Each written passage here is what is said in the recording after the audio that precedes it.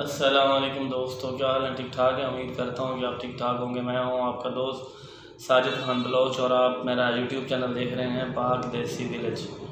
सबसे पहले तो आपको खुशामदीद। अगर आपने मेरा चैनल सब्सक्राइब नहीं किया तो सब्सक्राइब कर लें और आइकॉन बेल की बटन दबा दें ताकि मेरी हर आने वाली वीडियो आपको बआसानी मिलती है। जैसा कि मैंने आपसे वादा किया था कि मैं मुल्तान की ऐसी शख्सियत से मिलवाऊँगा जिनका तजर्बा और गुफ्तगू सुनकर यकीनन आप परेशान तो होंगे उनके साथ हैरान भी होंगे। आज जो शख्स आप मेरे साथ वीडियो में देख रहे हैं, सबसे पहले मैं उनका तारुफ़ करवाना चाहूँगा। सबसे पहले बात यह है कि कुरैशी साहब मेरे दोस्त, मेरे भाई, मेरे रहनुमा। देखिए, मुल्तान में जब आप दूसरे शहर से आते हैं तो आप उस वक्त यहाँ स्टिल जगह बना सकते हैं जब आपको मुखलिस मोहब्बत करने वाले बंदे मिलते हैं। कुरैशी साहब एक मुल्तान की मरूफ शख्सियत हैं, स्पोर्ट्स के लिहाज से और अदबी लिहाज से फ़र्कर बने हैं। मेरा इनसे और कुछ नहीं तो तकरीबन 21 से 20 साल का ताल्लुक़ है। अब यकीन जानें, जब भी इनसे मुलाकात होती है ऐसे लगता है कि हम पहली दफ़ा मिल रहे हैं।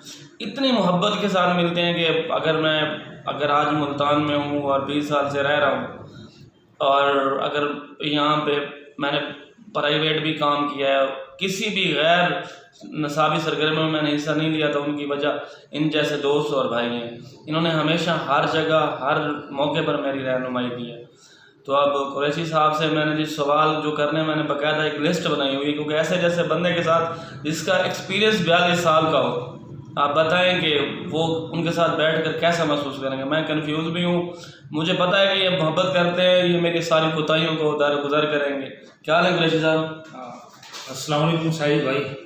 सबसे पहले तो मैं आपका जो यूट्यूब चैनल है इस हवाले से और आपकी जो ये काविश है ना, इनको खराज तहसीन पेश करता हूँ और दुआ गो भी हूँ कि अल्लाह ताला आपको हिम्मत दे, ताकत दे, क़ुव्वत अता फरमाए और आपका ये चैनल जो है वर्ल्ड वाइड जाए। आमीन। कुरैशी साहब, देखें, मैंने आपको पहले कहा था कि मैंने तैयारी की हुई है, क्योंकि आपसे सवाल करना आसान नहीं है।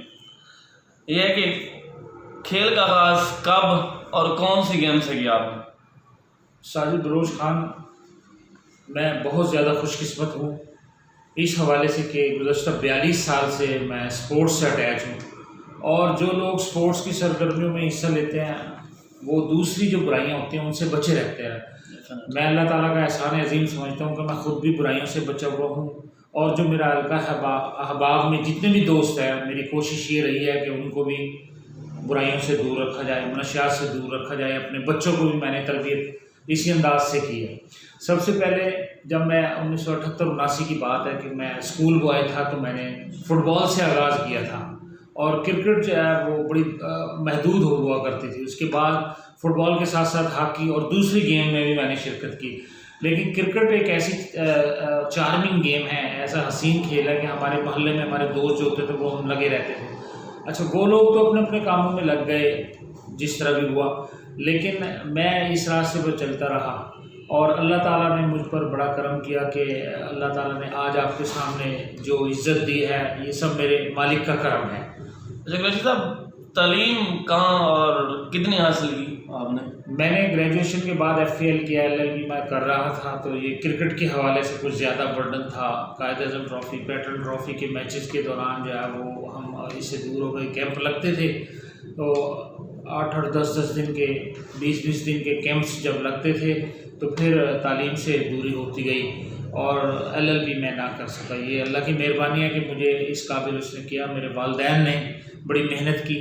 हम मुतवस्सित तबका से ताल्लुक़ रखते हैं और मेरे वालिद साहब ने हमारी तालीम पर बड़ी तवज्जो दी। हम 7 भाई हैं और 7 के साथ हमारे सब भाई लिखे पढ़े फैमिली, सुलझी फैमिली। अच्छा, मुल्तान में आपने किस क्लब से क्रिकेट खेली और किस लेवल तक आपने क्रिकेट खेली है? 1965 की registered club Qureshi cricket club जो मेरी मदर क्लब है उस क्लब से मैंने आगाज़ किया था और इब्तिदा में मेरी खुशकिस्मती है कि टेस्ट प्लेयर अपना फर्स्ट क्लास प्लेयर हमारी टीम में शामिल होते थे, तो उनको देखते हुए उनकी रहनुमाई में मैंने तरक्की की मनाजिल तय की। तो बस बहैसियत खिलाड़ी आपने क्या फतवा हासिल की?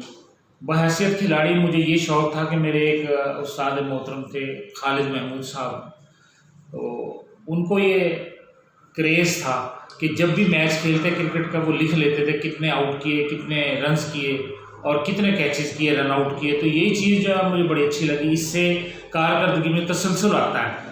साजिद भाई जो मेरे इब्तदाई 10 साल थे ना क्रिकेट में, वो उनमें मैंने 114 सेंचुरियाँ बनाई, जिसमें 3 डबल सेंचुरियाँ शामिल हैं। अच्छा, अल्लाह ताला ने बड़ी करम नवाजी की। उसके बाद जो है मैंने वो लिखना छोड़ दिया। मेरे पास वो रिकॉर्ड आज भी मौजूद है, कापी के अंदर मैं लिख लेता था जितनी मेरी विकेट होती थी। मैं लेग ब्रेक करता था, उसके बाद मैं विकेट कीपर भी रहा, ओपनिंग बैट्समैन भी हुआ करता था। तो फिर ट्रॉफ़ी के मैचेस में अल्लाह ताला ने करम नवाजी की, मैं डिस्ट्रिक्ट की सतह पे खेला और उसके बाद जो है फर्स्ट क्लास क्रिकेट खेलने का एजाज़ हासिल किया। हमारा बैच है वकार यूनुस, इंज़मामुल हक, मुश्ताक अहमद और कितने ऐसे प्लेयर हैं जो बहैसियत शागिर्द वो टेस्ट क्रिकेट तक, इंटरनेशनल क्रिकेट तक पहुँचे हैं। तो कुरैशी साहब, आपके सवाल से ही सवाल है, आप बहैसियत स्पोर्ट्समैन, आप एक खिलाड़ी रहे हैं और नामी ग्रामी रहे, तो खिलाड़ी से ऑर्गेनाइजर वाली साइड पर आप कैसे आ गए? ये जब इंसान तेज़ी से तरक्की कर रहा होता है तो एक जहन में अल्लाह ताला की तरफ से बात आती है कि अपनी बैग पर भी कुछ ऐसा छोड़ें जो आपके बाद वो कार खैर चलता रहे। तो उस सूरत में मैं बहैसियत कोच भी मैंने मुल्तान डिवीज़न को ज्वाइन किया, बहैसियत मैनेजर भी अंडर 19 और सीनियर डिस्ट्रिक्ट के मैचेस में जब पीसीबी के इवेंट होते थे तो मुझे कोच भी बनाया जाता था मेरी खिदमात को देखते हुए। फिर मैंने एक जहन में बात ये रखी कि उन लोगों को कम चांसेस मिलते हैं, जब टीम बनती है उसमें 11 से 15 या 20 प्लेयर होते हैं साजिद भाई, जो बाकी रह जाते थे उनको देखकर मेरा बड़ा दिल दुखता था कि ये लोग सारा साल मेहनत करते हैं। तो फिर मैंने एक ये जहन में रखा कि इन लोगों की सलाहियतों में निखार पैदा करने के लिए टूर्नामेंट्स का आगाज़ किया जाए। तो 1981-82 से मैंने, जब मैं प्लेइंग एज में था, मैंने टूर्नामेंट्स का आगाज़ किया और प्लेयर्स को तरक्की के मौके फराहम किए। तो कुरैशी साहब, एक बिल्कुल ये सवाल वो है, आप मुल्तान के वो पहले बनने हैं जिन्होंने अंपायर्स के हवाले में भी सोचा। आपने मुल्तान की अंपायर एसोसिएशन बनाई, तो उसकी क्या ज़रूरत है? आप मतलब पहले खिलाड़ी थे, फिर ऑर्गेनाइजर बने, फिर आपने ये तंजीम बनाई अंपायरों के हकूक़ के लिए, उसके बारे में आप क्या कहना चाहेंगे? साजिद खान बलोच, आप जानते हैं मेरा मैगज़ीन निकल रहा है पिछले तवील अरसे से लाइन ऑफ स्पोर्ट्स के नाम से। और जब मैं मुख्तलिफ डिस्ट्रिक्ट्स में जाता था तो वहाँ अंपायर्स के हवाले से बड़ी शिकायत होती थी। और दोस्त जो है, जितने हमारे मुल्तान रीजन के जितने भी दोस्त हैं, वो ये कहते थे कि कोई ऐसी अंपायरिंग एसोसिएशन बनाई जाए जो बिला इम्तियाज़ मैचेस खिलाए। यहाँ मुल्तान डिस्ट्रिक्ट में ख़ास तौर पे जो अंपायरिंग एसोसिएशन बनी हुई है उसमें अनपढ़, बिल्कुल अनपढ़ लोग शामिल हैं, उनको नहीं पता, ना उन्होंने कोर्स किए हुए हैं पीसीबी के साजिद भाई। बिल्कुल ऐसे ही। और वो क्या करते हैं, मैच फीस के अलावा टीमों से फिक्सिंग कर लेते हैं खामोशी से, हम आपको जितवा देंगे, हमें इतने पैसे दे दो। अब वो गरीब गुरबा है, अपना इस तरीके को अपनाने से क्रिकेट में जो है ना वो बड़ी बदमज़गी पैदा हो गई। इस चीज़ के खात्मे के लिए फिर मैंने एक मुल्तान रीजन के जो फर्स्ट क्लास क्रिकेटर थे और जिन्होंने पीसीबी से अंपायरिंग कोर्स किए हुए थे, उन लोगों को मैंने इकट्ठा किया और एसोसिएशन बनाई, जो बड़ी कामयाबी के साथ पिछले 1.5-2 साल से चल रही है। जैसे हमारी ये एसोसिएशन लॉन्च हुई तो ये मुल्तान डिस्ट्रिक्ट की जो थी अंपायरिंग एसोसिएशन, ये बिल्कुल ख़त्म हो गई। और पिछले दिनों 40 अफराद पर मुश्तमिल एक कोचिंग अंपायरिंग कोर्स हुआ, उसमें मुल्तान से सिर्फ एक वो चौधरी मुनीर, बड़े अच्छे अंपायर हैं, उन्होंने क्वालिफाई किया और टॉप पर आए थे वो। बाकी मुल्तान में से किसी भी एक भी अंपायर ने उस वर्कशॉप में शिरकत नहीं की। सर, एक क्रिकेट ऑर्गेनाइजेशन का इसमें फ़ायदा क्या हुआ है मुल्तान रीजन को? देखिए, मुल्तान रीजन में जब बंदा सोचे तो दूसरों के लिए भी सोचे, सिर्फ अपने लिए जीना ये कोई ज़िंदगी नहीं है। दूसरों के लिए है ना, दूसरों की हेल्प करें। अगर माली तौर पर नहीं कर सकते, आप इखलाकी तौर पर उनकी हेल्प करें, ज़हनी तौर पर उनकी हेल्प करें। अगर उनमें कोई खामी देख रहे हैं उसको दूर करने के लिए आप कोशिश करें। मैंने मुल्तान डिस्ट्रिक्ट में क्रिकेट ऑर्गेनाइजर्स एसोसिएशन का क्या मैं अमल में लाया, उसमें सिर्फ मैंने उन लोगों को रखा। यहाँ मुल्तान की सूरत हाल यह है कि जो ऑर्गेनाइज़र है वो 4 मैच करवाता है, मेहमान खसूसी को ले आता है, वो उनको टीमों को कहता है मैं डायरेक्ट तुम्हें सेमीफाइनल खिला रहा हूँ, और वो जो है फाइनल का 1 मैच फाइनल, 2 सेमीफाइनल, 3 मैचों में 15-20 हज़ार 30 हज़ार जेब में डाले, स्पॉन्सर से पैसे लिए और वो भाग जाते थे। फिर इस बात में मैंने पाबंदी लगवाई डीएससी को कह करके, सर इन लोगों को ग्राउंड नहीं आपने देना है। उन्होंने ताउन किया, चौधरी सदीक साहब, उनकी मेहरबानी है। ग्राउंड फीस हमने ख़त्म करवाई उनसे कह के, और जब एसोसिएशन बन गई तो उसका ये फ़ायदा हुआ कि साल में 12 से 15 टूर्नामेंट मुल्तान में ऑर्गेनाइज हुए।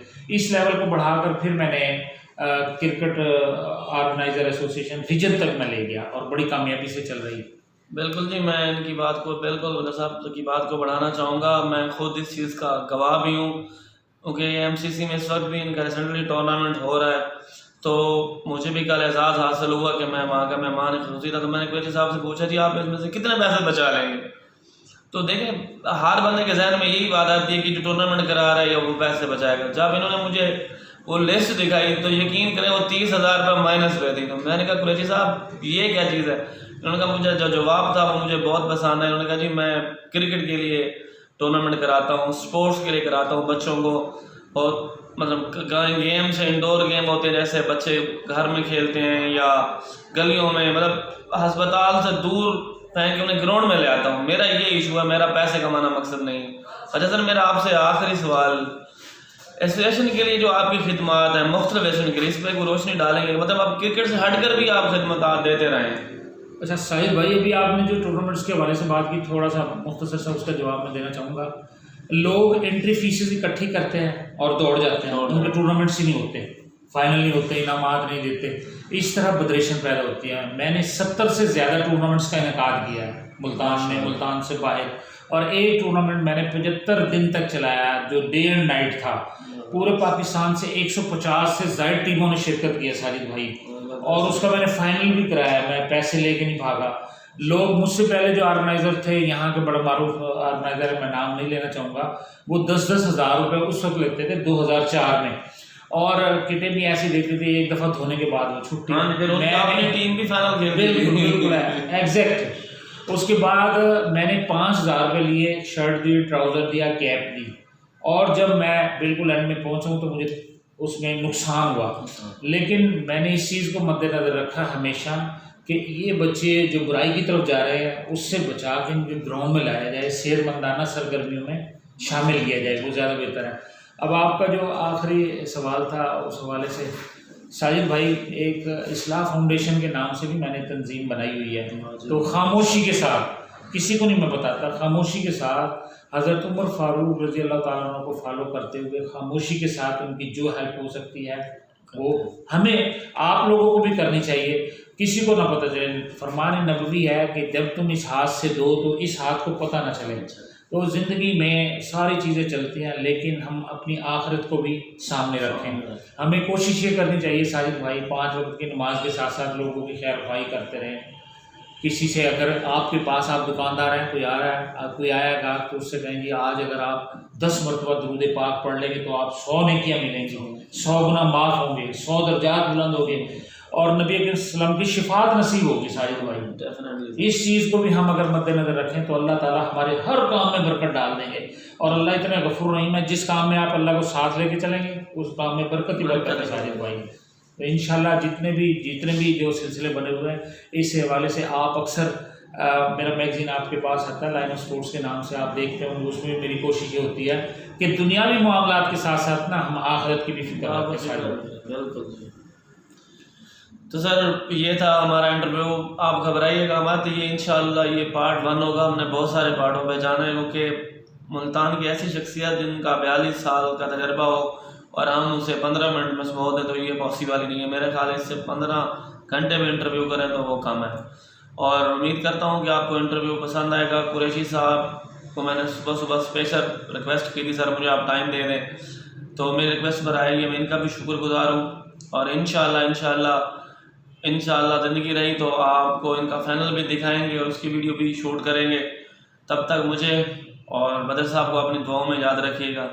अल्लाह हाफ़िज़।